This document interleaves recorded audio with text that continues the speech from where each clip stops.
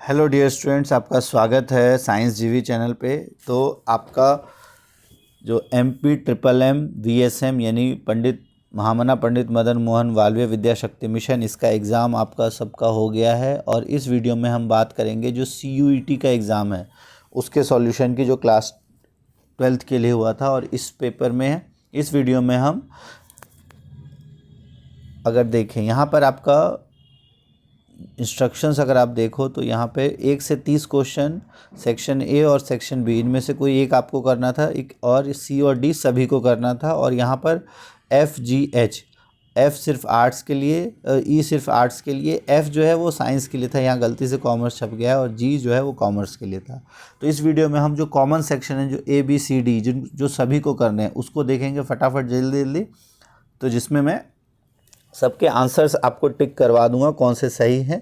ठीक, डिटेल्ड किसी का आंसर आपको चाहिए होगा तो आप कमेंट बॉक्स में लिखना, उसका मैं डिटेल आंसर भी आपको बता दूंगा। इसमें बस हम जो आंसर्स हैं उसको मार्क करेंगे। तो फटाफट पहला क्वेश्चन जो है वो आपका पैसेज का था। इसमें से जो फर्स्ट है, फर्स्ट का आंसर है आपका option number B. He implies on successful writer should write and other turns to criticism. Second question है, इसका ऑप्शन है आपका सी, आंसर सी। थर्ड का आंसर है आपका बी। फिर क्वेश्चन नंबर फोर का जो आंसर है वो है आपका ऑप्शन नंबर बी। तो ऑप्शन नंबर बी आपका, because he lacked enough proficiency. Reverence होता है डीप रिस्पेक्ट एंड एडमिरेशन। यहाँ पे आपको करेक्ट सीक्वेंस बताना है अकॉर्डिंग टू पैसेज, तो वो सही सीक्वेंस है आपका ACBD। फिर है मॉडल वर्ब इनडायरेक्टली, तो किसमें आपका मॉडल वर्ब इनडायरेक्टली यूज़ हुआ है, तो वो है आपका you must to attend the meeting, incorrectly यहाँ पर हुआ है। फिर है ब्लू मून का होता है very rarely.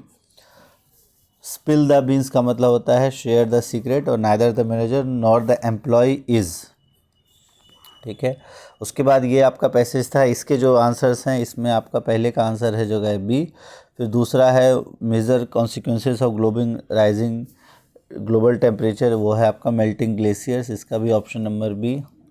Next, passage state that climate change में ऑल्सो कॉज, तो क्या कॉज कर सकता है, तो इसका आपका ऑप्शन नंबर देखें तो ये आपका conflict over resources, option C. International debate about often focus on responsibility between nation, तो ये आपका है। और अनइवन का जो अपोजिट है वो हो जाएगा आपका कंसिस्टेंट। उसके बाद ग्रामर के क्वेश्चंस थे आपका। इसमें there isn't little water left in this she doesn't have some friends she he said that he had seen the movie twice if it rains tomorrow you must apologize. Which sentence is in direct species? तो direct speech, तो direct speech में he said I love music, he said I have finished my homework, इसको आपको indirect में करना है, तो he said that he had finished his homework, तो option number B. The book was read by her, इसको active में convert करना है, तो she read the book, option number B इसका सही आंसर हो जाएगा। Sorry, the book was read of the, हाँ, तो she reads the book, read नहीं, रीड्स द बुक। उसके बाद नेक्स्ट है सेंटेंस इन पैसिव वॉइस, तो पैसिव वॉइस में आपको कन्वर्ट करना है, तो ये हो जाएगा आपका the homework was completed by John, तो ऑप्शन नंबर ए। 25 है आपका करेक्ट फ्रेज बताना है आपका, जहाँ पे correct the sentence, choose a sentence with phrase correct, तो he took the criticism with a grain of salt. Rearrange करके आपको बताना है, तो इसमें हो जाएगा the law of gravity was discovered by Newton, option number B.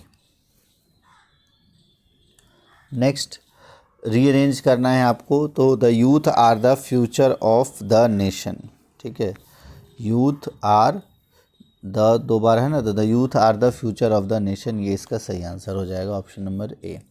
फिर है रेजिलिएंट, रेजिलिएंट का सिनोनिम सेम होता है टफ, स्क्रूटनाइज का सिनोनिम ये हो जाएगा आपका एग्जामिन। और ल्यूसिड, ल्यूसिड होता है क्लियर, तो इसका एंटोनिम हो जाएगा कंफ्यूज। तो ये आपके इंग्लिश के 30 क्वेश्चंस थे, और या तो आपको इंग्लिश के करने थे या हिंदी के। अब हिंदी के अगर देख ले, समाचार पत्र के केवल समाचार नहीं देते बल्कि जीवन के अलग अलग क्षेत्रों में सूचनाएं भी देते हैं। घर का पर्यायवाची शब्द नहीं है, वो है आपका निमेष, नहीं है। दैनिक शब्द का मूल शब्द क्या है, तो दिन। इसका महत्व इसी से ज्ञात होता है, किया जाता है, तो वो है आपका कर्तृवाच्य। विज्ञान के आविष्कारों में क्या परिवर्तन आया, तो इससे क्या हो गया, समाचार पत्र जो है वो महंगे हो गए, संख्या घट गई है, व्यापक स्तर पर उपलब्ध होने लगे। तो आपको ऑब्वियस है इसका सही आंसर क्या हो जाएगा कि आसानी से व्यापक स्तर पर उपलब्ध होने लगे। फिर अब ये इसमें है अपनी तरफ माला पहने, तो इसमें किसकी बात की जा रही है, तो रात में आकाश में तारों की उपस्थिति। गिरी कुहा कुंदरा के भीतर अज्ञान सुंदर सा था अंधकार, इसमें अंधकार की किससे तुलना की है, तो अज्ञान से। फिर दिनकर शब्द का पर्यायवाची रत्नाकर नहीं है। तरु तरु कोमल के पत्तियों में मारुति का नर्तन होता था, तो इसमें प्रकृति की चंचलता, सौंदर्य, इसके बारे में बताया गया है। ठीक है, तो इसका सही आंसर हो जाएगा ऑप्शन सी। उज्ज्वल शब्द का हो जाएगा उत जमा ज्वल, तो ऑप्शन नंबर सी। पौ 12 होना मतलब अत्यधिक लाभ होना। अत्यंत कष्ट से निवारित किया जा सके, तो वो हो जाएगा दुर्निवार्य। कलम तोड़ना मतलब बहुत सुंदर लिखना। फिर यहाँ पर आपको मिलाना है, तो मधुशाला, पल्लव, कुकुरमुत्ता और युगधारा। तो अगर हम देखें, जो मधुशाला है वो लिखी थी हरिवंश राय बच्चन ने, तो फर्स्ट का ए इसमें नहीं है, इसमें नहीं है। ठीक है, उसके बाद पल्लव लिखा गया था सुमित्रा नंदन पंत के द्वारा, तो बी का 3, तो ए का 1, बी का 3, ए का 1, बी का 3। सी है आपका कुकुरमुत्ता, कुकुरमुत्ता लिखी थी किसने, तो सूर्यकांत त्रिपाठी निराला जी ने। और युगधारा का हो जाएगा नागार्जुन, तो ऑप्शन नंबर ए इसका सही आंसर है। नारियल शब्द का तत्सम, तो वो है आपका नारिकेल। और नारिकेल में आपको 2 दिए हुए हैं, लेकिन बड़ा वाला नारिकेल होता है, मतलब बड़ी की मात्रा। फिर हवा गीत गाती हुई चली आ रही, इस पंक्ति में अलंकार क्या है, तो इसमें मानवीकरण अलंकार है। देवालय में कौन सा समास निहित है, तो वह है तत्पुरुष समास। निर्मला शब्द किसकी रचना है, तो निर्मला किसकी रचना है, तो प्रेमचंद की। कार्यालय पत्र लेखन में अधोलेख के रूप में प्रयुक्त होने वाला शब्द कौन सा है, तो वो है आपका, हम जो लिखते हैं, भवदीय। फिर कर्ता ने कर्म को, तो कर्ता ने ए का 2, कर्म को डी का 1, तो डी का 1, ए का 2, बस डी का 1 इसी में आ रहा है, यही होगा।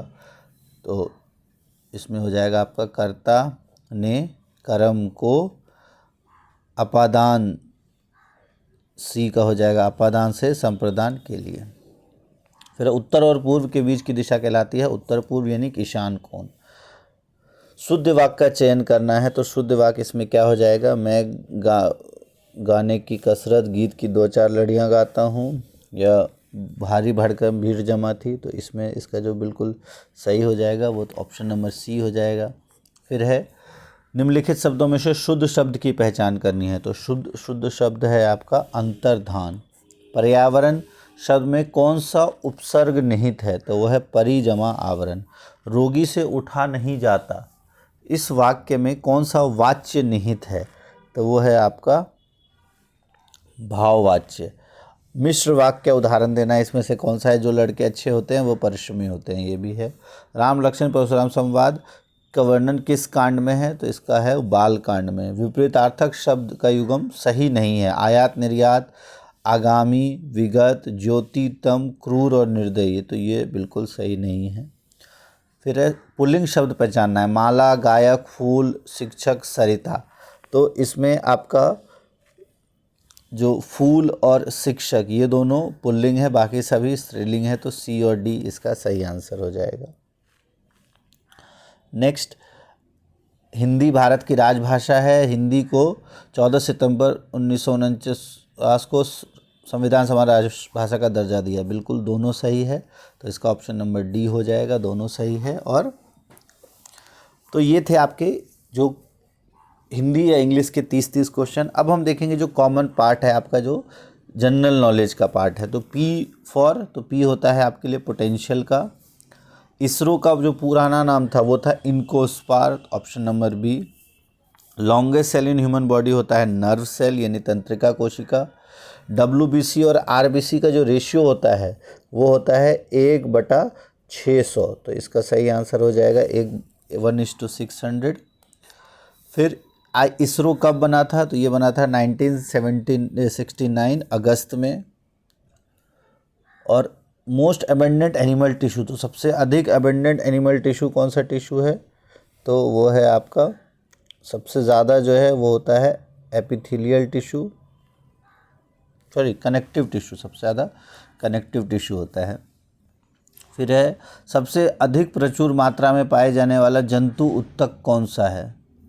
तो सबसे अधिक मात्रा में पाए जाने वाला जंतु उत्तक है यही आपका संयोजी। वायरस जो हेपेटाइटिस वाले हैं वो किसके थ्रू ट्रांसमिट होते हैं? तो वो होते हैं by sexual contact. Cancer causing chemical present in tobacco, तंबाकू में कौन सा कैंसर कॉजिंग केमिकल होता है? वो है आपका बेंजप्राइन। मैक्सिमम मिल्क यील्डिंग बफेलो, तो सबसे ज़्यादा जो दूध देने वाली भैंस है वो कौन सी है? वो होती है मुर्रा। टेंडन क्या करता है? तो टेंडन बोन और मसल को जोड़ता है, मतलब मांसपेशियों और हड्डियों को जोड़ने का काम होता है। तो ऑप्शन नंबर बी। फिर है अप्रैल 8, 1857 को किसको फांसी दी गई थी? तो मंगल पांडे जी को। फ्रेंच रिवॉल्यूशन 1789 में किसकी गवर्नमेंट स्टैब्लिश हुई थी? विच सिस्टम ऑफ गवर्नमेंट, किस तरह की गवर्नमेंट स्टैब्लिश हुई थी? तो वो हुई थी रिपब्लिकन सिस्टम यानी गणतंत्र व्यवस्था।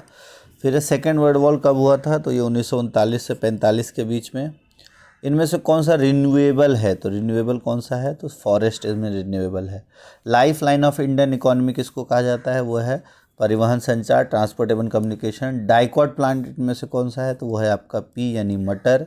अर्थवॉर्म किसकी सहायता से सांस लेते हैं, वो किसकी सहायता से चलते हैं? तो वो चलते हैं सैटे और मसल्स की सहायता से, यानी कि सैटे और मांसपेशियों की सहायता से। US ने 50% टैरिफ इंडियन एक्सपोर्ट्स पे दिया है, क्यों? तो ड्यू टू करेंसी फ्लक्चुएशन। 130वां कॉन्स्टिट्यूशनल अमेंडमेंट किससे रिलेटेड है? तो वो है आपका यूनिफॉर्म सिविल कोड से रिलेटेड। फिर है जेम्स वेब टेलीस्कोप, इसको क्यों डिज़ाइन किया गया था? तो एंशिएंट गैलेक्सीज को स्टडी करने के लिए। इंटरनेशनल वुमेंस डे कब सेलिब्रेट होता है? 8 मार्च को। डिस्कवरी ऑफ इंडिया किसने लिखी थी? जवाहरलाल नेहरू जी ने।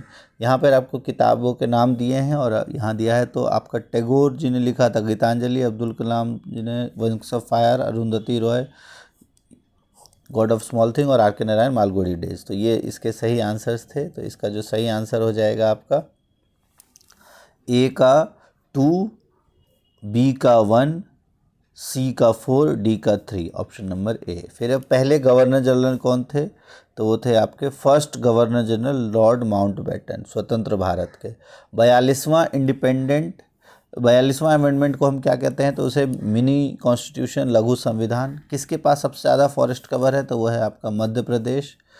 अब इसमें Indian parliament includes president, Lok Sabha and Rajya Sabha, ये बिल्कुल सही है। और president is an integral part of parliament, तो ये दोनों सही है। इसका ऑप्शन नंबर A हो जाएगा। फिर 89 दिया हुआ है national education policy, NEP, new national education policy, ये आया है आपका 2020 में। Article of Indian constitution deals with right of education, तो कौन सा है राइट टू एजुकेशन के लिए? तो वो आपका आर्टिकल 21A। फिर है union budget is now presented on, तो कब प्रेजेंट होता है? 1 फरवरी को। तो ये आपके जनरल नॉलेज के 30 क्वेश्चंस थे। आई होप आपका अच्छा गया हो पेपर। अब हम देखते हैं मेंटल एबिलिटी के, जिसमें मैथ्स और रीजनिंग मिला के आपके 30 क्वेश्चंस के थे। तो इसमें हम फटाफट देखेंगे। तो पहला का ऑप्शन है 91 का C। फिर सेकंड आपका 92, जिसमें सारे बैग में बॉल्स रखी थी, इसका सही आंसर है ऑप्शन नंबर A। सीक्वेंस आपको दिया है, ये क्यूब्स का सीक्वेंस है। एक बोट को 36 किलोमीटर धारा के विपरीत और सेम डिस्टेंस अपस्ट्रीम और डाउन स्ट्रीम में 90 मिनट लगते हैं। तो ओवरऑल स्पीड आपको इसकी दी है, तो उसकी स्पीड निकालनी है, तो वो हो जाएगा आपका 2 किलोमीटर पर आवर। आपको बताना है कौन सा नंबर इसमें 24 से एग्जैक्टली डिविजिबल है, तो वो हो जाएगा आपका सी। इसमें कौन सा है कि ये 20 दिन में करता है, 12 दिन में, 29 अप्रैल को स्टार्ट हुआ है, तो कब कंप्लीट करेंगे, तो वो करेंगे 17 मई को, ऑप्शन नंबर बी। 97 है आपका, एक man saves 20,000 at the beginning of each year and puts money in the bank and page 10% interest. तो ओवरऑल फाइनल टोटल सेविंग 6 साल के बाद उसकी कितनी हो जाएगी, तो 6 साल के बाद जो उसकी सेविंग होगी वो होगी 1,69,840, यानी ऑप्शन नंबर बी। उसके बाद दिया है 1 2 3 + 9 45, तो इसमें आपका इसका क्या हो जाएगा सम, तो ये हो जाएगा आपका 135। फिर एंगल ऑफ एलिवेशन आपको गिवन है, एंगल गिवन है, आपको निकालना है लेंथ ऑफ द लेडर, तो लेडर की लेंथ हो जाएगी 9.2 मीटर। फिर उसके बाद है एक पॉइंट ए डिवाइड करता है लाइन सेगमेंट को, और इसमें बताना है आपको के की वैल्यू, तो वो हो जाएगा 2/3। फिर 101 में आपको डायरेक्शन वाइज अलग अलग ट्रैवल कर रहा है और फाइनल बताया है, तो 45 मीटर पूर्व यानी ईस्ट। यहाँ पे आपको एक इक्वेशन दिया है, इक्वेशन से फाइंड आउट करना है, तो यहाँ पे आ जाएगा आपका x is greater than y। आपको इनमें से नेक्स्ट सीरीज़ कौन सी होगी, V2 T6 Q12 M20, तो इसका नेक्स्ट हो जाएगा H30। ग्रेटेस्ट 5 डिजिट नंबर जो डिविजिबल हैं 8, 15, 16, 21 और 5 से, तो वो है आपका 9, 9, 1, 2, 0। नेक्स्ट 105, सॉलिड हेमिस्फेयर का रेडियस r है, तो ओवरऑल जो वॉल्यूम हो जाएगा वो हो जाएगा 4/3 πr³। एंगल कितना होता है 6:30 बजे मिनट और r हैंड के बीच में, तो 15 डिग्री। फिर यहाँ पर रेशियो आपको पूछा है सभी के एज का, तो इसका सही आंसर है 1:23:56। इसमें 57 डेज आफ्टर बॉर्न हुआ है और ये फ्राइडे को है, तो उसके बाद वो कब, उसका कौन से दिन बॉर्न हुई होगी, तो इसका सही आंसर है आपका सैटरडे। नेक्स्ट एक ट्रेन प्लेटफॉर्म और ये सब वाला क्वेश्चन है 109, इसका सही आंसर जो है वो सॉल्व करने पे आ गया है आपका 180 सेकेंड। 110 का हो जाएगा 16:25। फिर आपको यहाँ x की वैल्यू फाइंड आउट करनी है, तो ये वाला क्वेश्चन x की वैल्यू √105 आ रही है इसमें, तो जो कि किसी भी ऑप्शन में नहीं है, तो ये क्वेश्चन काउंट नहीं होगा आपके लिए। फिर if you have standard deck of card, तो probability of queen of hearts की कितनी हो जाएगी, तो वो है आपका 1/52। फिर है ये 45 संख्याओं का औसत दिया है और बाद में पता चला 26 है, तो ओवरऑल करेक्ट एवरेज क्या होगा, तो जो करेक्ट एवरेज है वो हो जाएगा 149। फिर 114 का आपको पूछा गया है इसमें कि स्विमिंग पूल में जाते हैं और डुबकी लगाते हैं तो पानी कितना बढ़ेगा, तो इसका है 20 सेंटीमीटर। 115 का आपका ये रेस से रिलेटेड क्वेश्चंस था और ये भी मैथ्स में ही रिलेटेड है, तो इसका सही आंसर है आपका 38.75। सिंबल को ये कहा जाता है, तो नंबर को क्या लिखेंगे, तो ये हो जाएगा आपका ऑप्शन नंबर डी NVOSFC। अगला है नंबर ऑफ़ ट्राइंगल्स इसमें बताने हैं, तो इसमें जो नंबर ऑफ़ ट्राइंगल्स हैं वो होगा आपका 25। फिर 118 आपको line parallel to y axis कौन सा होगा, तो वो हो जाएगा x = a। फिर शॉपकीपर ने इतना ही दिया, ओवरऑल जो इसका सही आंसर है वो हो जाएगा 27 रुपये, जो उसको प्रॉफिट होगा। HCF इसका हो जाएगा x² - y²। तो ये सारे जनरल क्वेश्चंस जो जनरल पेपर और मेंटल एबिलिटी टोटल आपके 120 क्वेश्चंस हमने कर दिए, इसमें से 90 तो आप सभी ने अटेम्प्ट किए ही हैं। अब बचा है आपका डोमेन स्पेसिफिक, तो डोमेन स्पेसिफिक हम कॉमर्स, आर्ट्स और साइंस तीनों का अलग अलग CUET डोमेन स्पेसिफिक हम लेके आ जाएंगे जल्दी ही, तो आप इसके मिला लो और बताना आपका पेपर कैसा गया। Thanks for watching science JV, और वीडियो को लाइक ज़रूर कर दो, कमेंट में बताना आपके कितने मार्क्स बन रहे हैं। कट ऑफ के अप्रॉक्सीमेट वीडियो हमने अपलोड कर दी, अगर आपने नहीं देखा है तो उसको भी देख लें। Thanks for watching science JV।